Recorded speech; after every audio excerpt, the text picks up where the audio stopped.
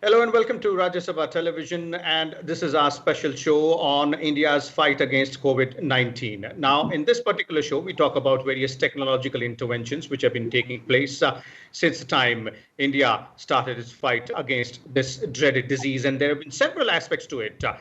Today, we will talk about how certain technological interventions, certain technological solutions are helping the cities or the municipal corporations or the city administration in going ahead and, tackling various aspects of this particular fight against COVID-19. So we're joined by a distinguished panel of guests today. Let me first introduce the guests to you, beginning with, we have with us Mr. George Kuruvilla. He's the Chairman and Managing Director of BECIL. That's an PSU, which is going ahead and, trying to put together a repository of technological solution providers who can help the city administration and in various other ways as well. We're also joined by Mr. Hardikar. He is the Municipal Commissioner of Pimpri, Chinchwad Municipal Corporation, and Mr. Jain. He is the expert on digital technology and these solutions as well. So let me begin with you, Jiten. Let's try and understand the scope of digital solutions or the technological solutions or technological interventions. We can call it whatever we want to call it, but this is really crucial in this particular fight against COVID-19. Is that right? Yes, if you look at the trend across the world, I think it is well understood and well spoken that this whole coronavirus problem is not a medical issue; it is an administrative problem. Because there is no cure available, you are simply struggling to ensure that more people do not get infected. You're trying to isolate those who are the ones who have been affected by COVID-19. At the same time, you're trying to keep the healthy population safe. Now, this has been done through various mechanisms. We have enforced lockdown. We are, quarantining people. We are ensuring that there is no cross-border movement so that it doesn't travel. The idea is to not only flatten the curve, idea is to stop the transmission and bend the curve so that the new infections come down. Now, to that, all the countries are using technological surveillance. I would rather say the military technological surveillance for basically three purposes. One is to obviously surveil upon the suspects or the patients, the ones who have already been tested positive. Second, to monitor the movement of the people who have been in quarantine. We have seen incidents where people have run away from hospitals. They have broken home quarantine orders. The people who were supposed to be at home for 14 days partying in the hotels and they went out with friends on the beaches in India too. Some people use their VVIP contacts to ensure that they do not stay in the home quarantine. So there was a need that how do you use technology to then mount some sort of surveillance on these people so that lockdown and quarantine orders are ensured to maximum. Second is how do you use technology then to stop the transmission. Ventilators have been a problem. There are so many open source ventilator projects going on across the world today. Some companies are trying to build low cost ventilators to meet the challenge. There are problems of hand, thermometers. How do you then scan the mass temperatures of people? Remember, there will be a time when we might have to open the lockdown despite of infections rising. How would you then scan people? How would you then mount surveillance on the streets? How would you then, do something that the economy can open up? At the same time, we are able to, secure the healthy population. So medical devices, then how can technology play a role in providing telemedicine in rural areas? And then fourth, there are integrated command centers. I mean, the states across the India are using IT hubs to basically ensure that there is a seamless coordination among different agencies to look at the supplies, look at the manpower isolation, look at the doctors, whether the facilities are available, to monitor everything on a dashboard. So I think this is one of the best times where probably we will learn how to use technology to its fullest maximum capability to ensure that we are able to bend the curve, we are able to stop the transmission of this virus. Okay, so there are endless possibilities there, and Jiten pointed out several aspects as well. Let me bring in Mr. Hardikar from Pimpri Chinchwad Municipal Corporation. He is the Commissioner of Pimpri Chinchwad Municipal Corporation, and this particular corporation is utilizing technology to the fullest. Mr. Hardikar, if you could throw some light on what is it exactly you guys are doing in terms of harnessing technology or the digital solutions with your tech partner, which I understand is Tech Mahindra. Yes, thank you, Vishalji. Thank you, Jiten. Everybody watch us. We need to be staying safe, staying indoors in this lockdown period. And the technology is helping us to do that also to bring better services to the people during the lockdown, and that is being enabled by technology and the use of various tech partners that are working with us. So in Pimpri Chinchwad was the one of the first cities which got hit by the corona, and we soon found ourselves in a place where we were the leading city in the country, having the largest number of corona patients. And it just asked us, put tremendous pressure on us to use people involvement along with technology together so that we could taper our curve in the process. So we have used multiple solutions in this process. We started off first of all with the IVRS based call center, which we established overnight, which has been working with us very fine, and established a dashboard based on that. So that once the people start calling in, we needed to immediately put and factor in various complaints into various boxes, analyze those complaints. BI was established on it. Various teams were geared up to respond to various queries. So the surveillance team would go and visit the people at home, pick up the patients, check them, test them, isolate them, quarantine them based on all these things. And other multiple things which are also established parallelly. We started GIS. This is another technology which has used extensively. Then geotagging of the quarantined patients as well as isolation cases.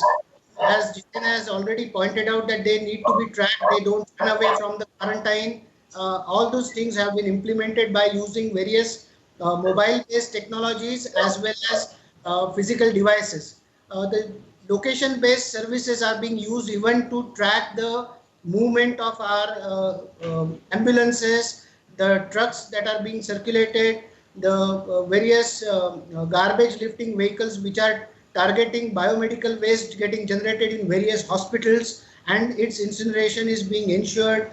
So various technologies and their mix is being used. Now, we also developed an app in the process, and this app has provided near me services. So during the lockdown, everybody needs to know who is the home delivery supplying grocery shop near me, who is a medicine shop who is providing delivery services near me, where I can get the food near me, which is the nearest fever clinic near me, which is the nearest hospital near me, and which is the nearest shelter near me. All these services are being offered online.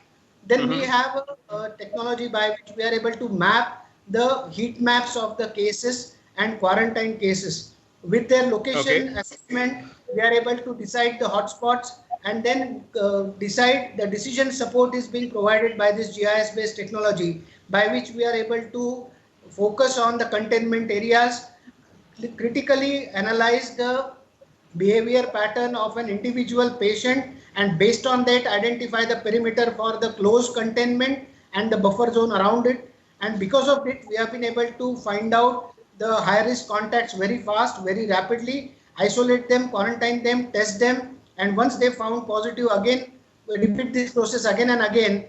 The efficient we are, better we are able to find out the positive patient, affected persons, put them under isolation, and safer the entire city becomes. So it's a multitude of technologies which are being used. But one last point I would put is no technology will work without people's involvement. So educating people is equally important. That's what we have been doing parallelly along with the use of technology. Thank you. One more thing here, Shravanji, is the aspect of the the technology partner. That's the digital company which is working with you. So how easy or how difficult it was for a municipal corporation to tie up with a tech company and then find solutions in a situation like this, which is actually a pandemic. And as you pointed out, it's not only the technology, but it's also the manpower which has to work along with it. So one good thing that happened is that we are a smart city and we already had a technology partner on board. Tech Mahindra is our technology partner who is establishing ICCC solution. And along with that, there is a huge vendor list who are providing various services. So there is a service provider who is providing surveillance, digital surveillance cameras all throughout the city, which got sped up immediately with the help of BSNL with the additional bandwidth provision. And then there is a video analytics which is being used to determine whether there is a grouping of people, agglomeration of people happening somewhere, so that an alert could be sent immediately to the police to disperse of the crowd, or a particular shop is not following social distancing. That kind of a technology, AI use cases are being deployed here with the help of AI partners.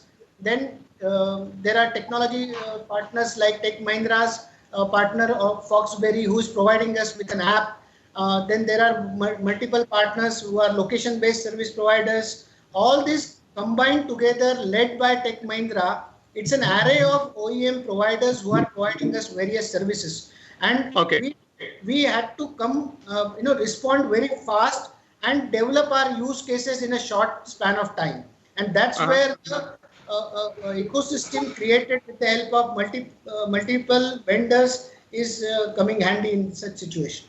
Okay, Mr. Kuruvilla, I'd like to bring you in here, since the way we understand your company, that is BECIL, is engaged in the task of putting together a repository or a database of all these tech service providers, which or the OEMs, which Mr. Hardikar was pointing out, to go ahead and do various tasks with both Jiten and Mr. Hardikar explained very well. So the question here is that when you look at the array of these service providers or these tech companies, what are the options available? How diverse is the framework there? Yeah, so as already pointed out, it was easy for a smart city to have the facilities already because they had those companies with them, a set of companies to help them out. But this is the challenge which most of the district commissioners, in various parts across the country, municipal commissioners are facing, because they do not know how to go about engaging people or hiring different technologies and putting them, the whole ecosystem together. And that is where we have risen up to the occasion. And, we immediately started our empanelment job. Not only, we have been all these years working in different technology areas, including smart cities, and have been working and shortlisting, empaneling, and, studying the various technologies relating to the smart city. Now, all those efforts have come handy. And now, apart from that, we are still doing an exercise which, as per the Government of India norms, there has to be a proper RFP to be issued, and empanelment of the company, the price discovery process. So we have, set ourselves into that platform where we are ready to provide any kind of service to any of the commissioner as per the requirement. Unfortunately, most of these equipments, they have to be imported. And it may not be available. Most of them have to come through from other countries. So therefore, the immediate need to shortlist the company and get the procurement done, which nearly takes 4 to 6 weeks, and get the implementation done as per the requirement. So we basically are the implementers of the technology, and especially being a government, central government, public sector, it becomes easier for the various state governments and the municipalities to hire our services. And we do our due diligence and discover the right price to provide the right kind of service as per the requirement from case to case. Okay, and how big is the database that you have right now in terms of these services which are being talked about both by Jiten and Mr. Hardikar? Because we're looking at specific solutions right now. Yeah, so we have approximately 10 different system integrators and OEMs who have approached us with various technologies available. And so depending on the need from place to place, the time to time, we'll be immediately able to bring them all together and provide the services to the required area. As we have been talking, there is a very important tool like a wristband, which can be used to a quarantine person. And this can be, this is the need of the hour, because there are several people getting quarantined, because one patient comes and there may be 100 people, or maybe sometime 200 or 400 people associated with one patient who has come in touch with all those. And so therefore, the monitoring process becomes a very huge task. The numbers are very high. And so we'll have to use these kinds of technology rather than bringing a suspect person to hospitals or to clinics. We can quarantine them in the respective places using technology, can monitor them and make sure that it doesn't spread on to the other places using these technological devices. Okay, so geofencing is the aspect which you are talking about, contact tracing, and going ahead and doing the monitoring as well. Something which Jiten also mentioned. Jiten, I'll bring you back in here in terms of the way Pimpri Chinchwad Municipal Corporation is doing and the results which we have seen in that particular township there. The way numbers started rising earlier, and after the technological solutions were put in place, we saw how change has come. But in terms of providing these solutions, as well as Mr. Kuruvilla pointed out, it's not that easy as it sounds behind the scenes. There's a lot of work, hard work, and a lot of management which goes behind that. I think Mr. Kuruvilla is right, because you see, it's not about having technology. It's also about being able to use that technology in a timely fashion. How quick can you, give the turnaround time, the response time? And as if you take the example of Pimpri Municipal Corporation, you see it's an array of services. How quickly you can you intertwine them together, bring them together on one common platform to deliver is a huge logistical challenge. And you see, if you talk about contact tracing or surveillance or quarantined suspects, that is fine. It is still doable within India. But the moment you talk about, wireless temperature checkers or, thermal temperature checkers or devices which could be, deployed at various offices and which could be remotely monitored for the temperatures, all these technologies may not be available in India. It has to be imported. And tomorrow, if someone was to, being able to develop in India, then you would obviously require some interface cutting across red tapeism and bureaucracy to make it quickly available across India. So I think when you talk about wristbands or when you talk about these handheld temperatures meter, it is fine. But the moment you talk about surveillance apps, I think BECIL has a much crucial role to play, because every state developing their own app is a wastage of public money. I think BECIL could identify one vendor and give it across India. You see, right now we are in lockdown. It is all fine for 70 different states to have 20 different solutions and develop it. But once you open the lockdown, once people start crossing borders, maybe 2 or 3 months from now, when the restrictions will ease up, then you have to have a NDMA level surveillance in place where you are able to track a person across India, do contact tracing across India. What about the people who will travel by trains, flights? Someday they have to open up, right? So we have to prepare for that day, and we have to ensure that there is one common interface, one window we have, instead of 20 different people trying 20 different things. So that's where I think the role of BECIL will become, very, very important, because they are a PSU. I think it will be easier for government to deal with one PSU rather than, dealing with 20 different this thing. Second, I think on a lighter side, you see, transformation is bringing everyone together. Who thought that, one day Rajya Sabha TV's anchor and all 3 panelists will be on on Skype sitting at home. So, it definitely is giving us an opportunity to go ahead and explore technology, use it further, and learn lessons. And that is one of the biggest transformation what we will see in Indian IT industry. We might see a time in next 6 months where 70% of our IT workforce might be working from home. And that dependency of coming to offices, we have tried so many things to fight pollution, odd even, and all those things. We always used to curse everyone, every policy which put any sort of restrictions. Now, I think our citizens will learn to, duly execute our fundamental duties as strongly we execute our fundamental rights. We will learn to live with restrictions. There are people who used to, create a huge, show about government trying to monitor even social media. Today, we have all come to realize that technology will one day become your savior. It will aid to save your life. And, someday surveillance will become necessary not to poke into your personal life, but to save the mankind your own life. So I think these are learning lessons for all of us. These are times where probably a lot of transformations will be accepted by an era of society which otherwise would have never done. So I think we are glad that we invested so much in last 5 years in our startups, in our technology companies. We provided that enabling environment. So today we are looking at in-house solutions. Look at the array of solutions Mr. Kuruvilla and people are talking about gadgets being developed within India. The COVID testing kit developed by a lady in Pune, despite of her pregnancy. Look at the enabling environment we have created. I think that 5 years of our hard work in trusting and investing on our startups will become our savior today. Is MyLab Technologies, and in fact we had the company representative on our previous show here explaining as to to how much hard work and time it took, but then finally the efforts paid, and that is what we are talking about today in terms of technology as well. Mr. Kuruvilla, your views specifically on these two aspects which Jiten is also bringing about. It's obviously an amalgamation of technology and manpower, but we are learning the way technological interventions or technological solutions can make life easier for us. It's not only about the fight against COVID-19, but it's also about what lies ahead in the future. I definitely agree with him. This is going to be the future.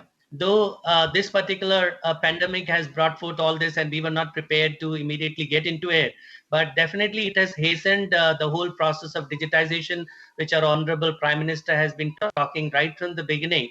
Digital India is something, which now everybody should get in, right from the offices, getting the documents getting digital and their websites becoming dynamic, and the portals getting ready, the common integrated dashboards to be ready, so that at the click of button, we have got the data available of different organizations, different ministries at a click of button. Captive cloud-based solutions for our own country, NIC cloud can be used for that. So that if all this data would have been available for all the departments, it's much easier to take decision, get all the data collected, taken decisions. So digitization is one thing. Second thing is, as rightly said, the Make in India process has hastened up, and a lot of companies which are Make in India, as rightly said, including MyLab, now they're empaneled with us. They've authorized us, to supply their material, because these are Make in India product. We definitely would love to work with the companies which are Make in India, and several IT companies have come up with apps and various web-based solutions, which we are analyzing. We definitely would love to use these Indian apps and Indian-made IT solution. The only thing where we have to work on, which definitely government of India is working, is the development of, or let's say manufacturing of chip in India. So once the chipsets are able, we are able to manufacture in India, I think we'll be self-sufficient in the coming years, because we are very good in software. It's only the hardware components and chipset, including the electronic, let's say the small item, including resistors, transistors, everything. Most of them are these days being imported to make hardwares available. Okay. So definitely this is going to help, and we as a nation everybody is rising up to the occasion, and they are doing their bit. And I'm sure that this is going to bring the best out of several innovative ideas that will come up, and several startup companies will come up and get into this area of developing these technologies, which not only will be used for our own country, but will be large exporters of these technologies in the coming days. Okay, so definitely it is a golden period for innovations and all. Let me bring, Mr. Shravan from the Pimpri Chinchwad Municipal Corporation, the Municipal Commissioner himself. The one aspect of this, and something which, we would like to know, and this might be helpful to the other administrators as well. What are the key takeaways in terms of for the administration or for the administrators, not only at the city level, but at a smaller level in panchayats or in talukas or tehsils as well, about your experience of having used technological interventions? Some few takeaways or few lessons which you might have learned so far. So there are some lessons that we have learned and which others need to understand, because technology is to be used in a setting in which you are based into. So if you are in urban, then it will have its own uses and it will have its own limitations. So for example, the location-based technologies have a limitation of 100 meters is what they will pinpoint their location into. But in a dense urban setting, in a 100-meter span, there would be 1,000 people staying. So if I'm just relying myself on the location sensor alerting me when somebody leaves the particular location which is geotagged, there is a huge room for error. But maybe BECIL technology will be the one which will be using in a sparser communities in a rural setting. So every technology has to be used in its context and has to be used well by the people, because many times we design many apps and nobody downloads them because they are not usable, or they are only usable one time.